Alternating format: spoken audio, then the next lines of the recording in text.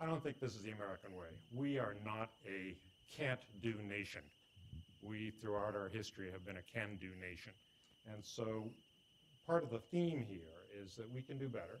We can return to the American way, but we have to get these myths off our backs. They're just weighing us down so that we can't think through the issues and can't make the right policy decisions.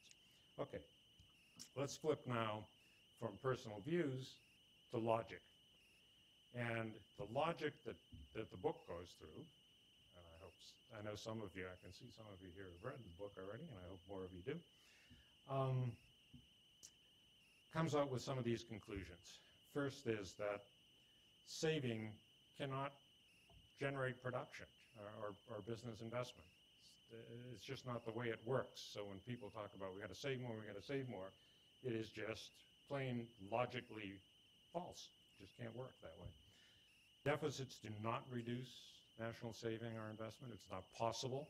There's a chapter in the book that explains why that literally cannot be true.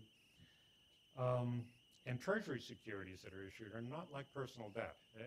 This is one of the things that is a real issue in a lot of, I think, American economic thinking and Western economic thinking these days, which is sometimes called the fallacy of composition, where people say, well, if it were my family and we issued debt, we'd have to pay it back. And that's true. But doesn't apply necessarily to a nation. And you have to think through, you have to ask the question, does it apply to the nation?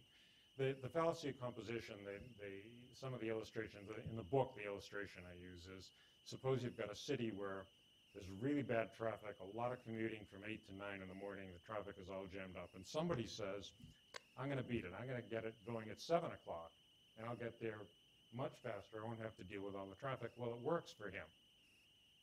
But if he then says, well, this is now a good principle for the society, and everybody starts off to work at 7 o'clock in the morning, you're just going to have the traffic jam from 7 to 8 instead of 8 to 9. It just doesn't work.